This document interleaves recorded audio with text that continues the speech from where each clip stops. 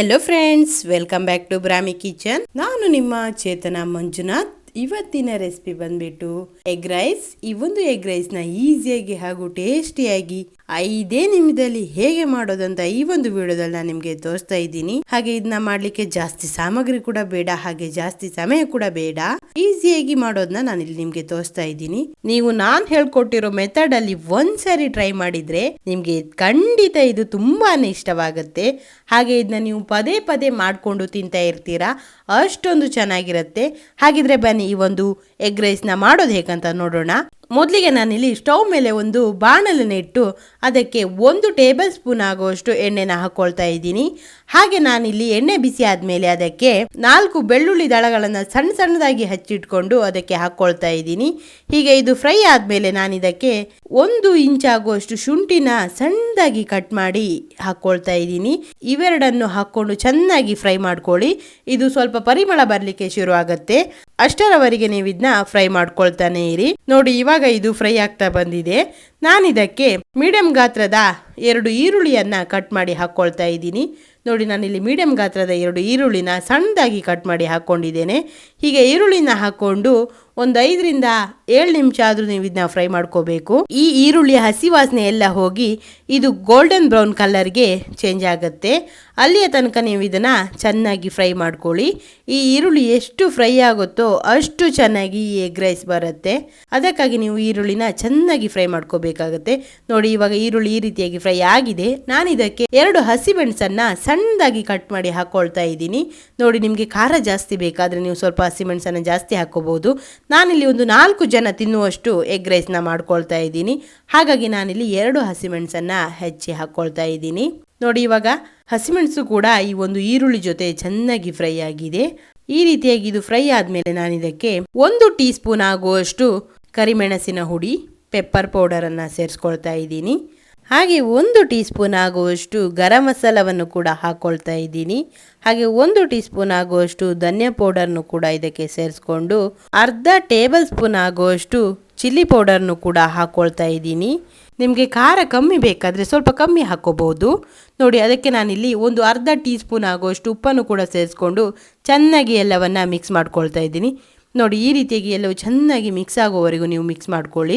ಹಾಗೆ ಇವನ್ನ ಮಿಕ್ಸ್ ಮಾಡಿಕೊಂಡು 1-2 ನಿಮಿಷ ಇದನ್ನು ಹೀಗೆ ಬಿಡಿ. ಗ್ಯಾಸ್ ಮೀಡಿಯಂ ಫ್ಲೇಮ್ನಲ್ಲೇ ಇರಲಿ. ನೀವು ಗ್ಯಾಸ್ನ ಜಾಸ್ತಿ ಇಟ್ಕೊಳ್ಳಿಕ್ಕೆ ಹೋಗಬೇಡಿ, ಇದು ಕರಟೋ ಸಾಧ್ಯತೆ ಕೂಡ ಇರುತ್ತೆ. ಮಧ್ಯೆ ಮಧ್ಯೆ ಒಂದ್ಸಾರಿ ಮಿಕ್ಸ್ ಮಾಡ್ಕೊಳ್ತಾನೆ ಇರಿ. ನಾವು ಹಾಕ್ಕೊಂಡಿರೋ ಮಸಾಲವೆಲ್ಲ ಚೆನ್ನಾಗಿ ಫ್ರೈ ಆಗಬೇಕು. ನೋಡಿ, ಈ ರೀತಿಯಾಗಿ ಎಣ್ಣೆ ಮೇಲ್ಗಡೆ ಬರಬೇಕು.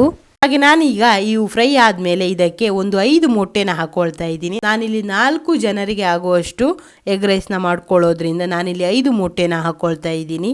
ನೋಡಿ, ಈ ರೀತಿಯಾಗಿ 5 ಮೊಟ್ಟೆನ ನಾನಿಲ್ಲಿ ಒಡೆದು ಇದಕ್ಕೆ ಹಾಕೊಂಡಿದ್ದೇನೆ. ಈ ರೀತಿಯಾಗಿ ಮೊಟ್ಟೆನ ಹಾಕ್ಕೊಂಡು ಮೊಟ್ಟೆ ಹಾಗೆ ಈ ಹಾಕಿರೋ ಮಸಾಲೆ ಎಲ್ಲವೂ ಮಿಕ್ಸ್ ಆಗೋ ರೀತಿಯಲ್ಲಿ ಚೆನ್ನಾಗಿ ಮಿಕ್ಸ್ ಮಾಡ್ಕೋಬೇಕು. ನಿಮಗೆ ಈ ಒಂದು ಎಗ್ ರೈಸ್ ಚೆನ್ನಾಗಿ ಬರಬೇಕಂದ್ರೆ ನೀವು ಈ ಒಂದು ಟಿಪ್ಸ್ನ ಫಾಲೋ ಮಾಡ್ಕೊಳ್ಳಿ. ನೋಡಿ, ಈ ರೀತಿಯಾಗಿ ಮೊಟ್ಟೆ ಹಾಕಿದ ಮೇಲೆ ಇದಕ್ಕೆ ಖಾರ ಬೇಕಾದರೆ ನೀವು ಸ್ವಲ್ಪ ಸೇರಿಸ್ಕೋಬೋದು. ನಾನಿಲ್ಲಿ ಸ್ವಲ್ಪ ಖಾರ ಕಮ್ಮಿ ಇರೋದ್ರಿಂದ ಇನ್ನೊಂದು 1/4 ಟೀ ಸ್ಪೂನ್ ಆಗುವಷ್ಟು ಚಿಲ್ಲಿ ಪೌಡರ್ನ ಹಾಕ್ಕೊಳ್ತಾ ಇದ್ದೀನಿ. ನಿಮಗೆ ಖಾರ ಕಮ್ಮಿ ಬೇಕಾದರೆ ನೀವು ಹಾಕ್ಕೊಳ್ಳೋದು ಬೇಡ. ಸ್ವಲ್ಪ ಜಾಸ್ತಿಯಾಗಿ ಸ್ಪೈಸಿಯಾಗಿ ಒಂದು ಎಗ್ ರೈಸ್ ಇರಬೇಕಂದ್ರೆ ನೀವು ಈ ಒಂದು ಖಾರದ ಪುಡಿಯನ್ನು ಆ್ಯಡ್ ಮಾಡ್ಕೋಬಹುದು. ನೋಡಿ, ಈ ರೀತಿಯಾಗಿ ಖಾರದ ಪುಡಿಯನ್ನು ಹಾಕ್ಕೊಂಡು ಮಿಕ್ಸ್ ಮಾಡ್ಕೊಳ್ತಾನೆ ಇರಿ. ಈ ಹಾಕ್ಕೊಂಡಿರೋ ಮೊಟ್ಟೆ ಮೊದಲಿನಕ್ಕಿಂತ ಸ್ವಲ್ಪ ದಪ್ಪವಾಗ್ತಾ ಬರುತ್ತೆ. ನೀವು ಮೊಟ್ಟೆನ ಹಾಕ್ಕೊಂಡು ಈ ಒಂದು ಗೊಜ್ಜನ್ನು ಅತಿಯಾಗಿ ನೀವು ಉದುರುದುರಾಗಿ ಮಾಡ್ಕೊಳ್ಳಿಕ್ಕೆ ಹೋಗಬೇಡಿ. ಆ ರೀತಿಯಾಗಿ ಮಾಡಿಕೊಂಡ್ರೆ ಎಗ್ ರೈಸ್ ಚೆನ್ನಾಗಿ ಬರೋಲ್ಲ. ನೋಡಿ, ಈ ಗೊಜ್ಜು ಸ್ವಲ್ಪ ಸ್ವಲ್ಪನೇ ದಪ್ಪವಾಗ್ತಾ ಬರುತ್ತೆ. ನೀವು ಇದನ್ನು ತೀರ ದಪ್ಪವಾಗಲಿಕ್ಕೂ ಬಿಡಬೇಡಿ. ಆ ರೀತಿಯಾಗಿ ಬಿಟ್ಟರೆ ರೈಸ್ ಚೆನ್ನಾಗಿ ಬರೋದಿಲ್ಲ. ನೋಡಿ, ಇದನ್ನ ಮಿಕ್ಸ್ ಮಾಡ್ಕೊಳ್ತಾನೆ ಇರಿ, ಯಾಕಂದರೆ ಇದು ಬುಡ ಹಿಡಿಯೋ ಸಾಧ್ಯತೆ ಕೂಡ ಇರುತ್ತೆ. ಹಾಗೆ ಗ್ಯಾಸ್ನ ನೀವು ಲೋ ಫ್ಲೇಮ್ನಲ್ಲಿ ಇಟ್ಕೊಂಡ್ರೂ ಆಗುತ್ತೆ, ಇಲ್ಲಾಂದರೆ ಮೀಡಿಯಂ ಫ್ಲೇಮ್ನಲ್ಲಿ ಇಟ್ಕೊಂಡು ಈ ರೀತಿಯಾಗಿ ತಿರ್ಸ್ತಾನೆ ಇರಬೇಕಾಗತ್ತೆ ನೀವು.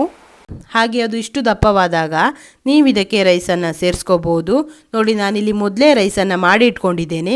ಹಾಗೆ ಇದನ್ನ ಅದಕ್ಕೆ ಸೇರಿಸ್ಕೊಳ್ತಾ ಇದ್ದೀನಿ. ಈ ರೈಸ್ಗೆ ನಾನು ಸ್ವಲ್ಪ ಉಪ್ಪನ್ನು ಕೂಡ ಹಾಕಿ ಮಾಡ್ಕೊಂಡಿದ್ದೇನೆ. ಹಾಗಾಗಿ ನಾನಲ್ಲಿ ಅರ್ಧ ಟೀ ಸ್ಪೂನ್ ಆಗುವಷ್ಟು ಉಪ್ಪನ್ನು ಮಾತ್ರ ಸೇರಿಸ್ಕೊಂಡೆ. ಇವಾಗ ನೋಡಿ, ನಾನಿಲ್ಲಿ ರೈಸನ್ನು ಹಾಕ್ಕೊಂಡು ಚೆನ್ನಾಗಿ ಮಿಕ್ಸ್ ಮಾಡ್ಕೊಳ್ತಾ ಇದ್ದೀನಿ. ನೀವು ಈ ಮೊಟ್ಟೆನ ಹಾಕಿ ಜಾಸ್ತಿ ಏನು ಉದುರುದ್ರಾಗಿ ಈ ಒಂದು ಎಗ್ಗನ್ನು ಮಾಡ್ಕೊಳ್ಳೋದು ಬೇಡ.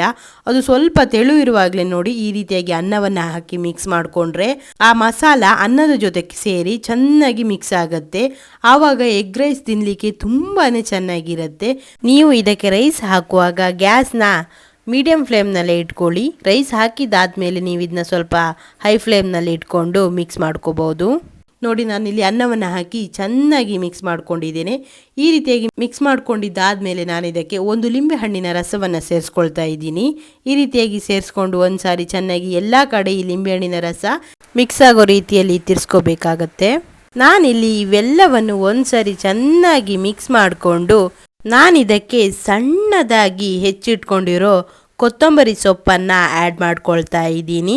ಈ ರೀತಿಯಾಗಿ ಫೈನಲಲ್ಲಿ ಈ ಕೊತ್ತಂಬರಿ ಸೊಪ್ಪನ್ನು ಆ್ಯಡ್ ಮಾಡಿಕೊಂಡ್ರೆ ಇದು ತಿನ್ನಲಿಕ್ಕೆ ತುಂಬಾ ಚೆನ್ನಾಗಿರುತ್ತೆ. ನೋಡಿ ಇವಾಗ 5 ಮಿನಿಟ್ಸಲ್ಲಿ ಎಗ್ ರೈಸ್ ಈಸಿಯಾಗಿ ರೆಡಿ ಮಾಡ್ಕೊಂಡಾಗಿದೆ.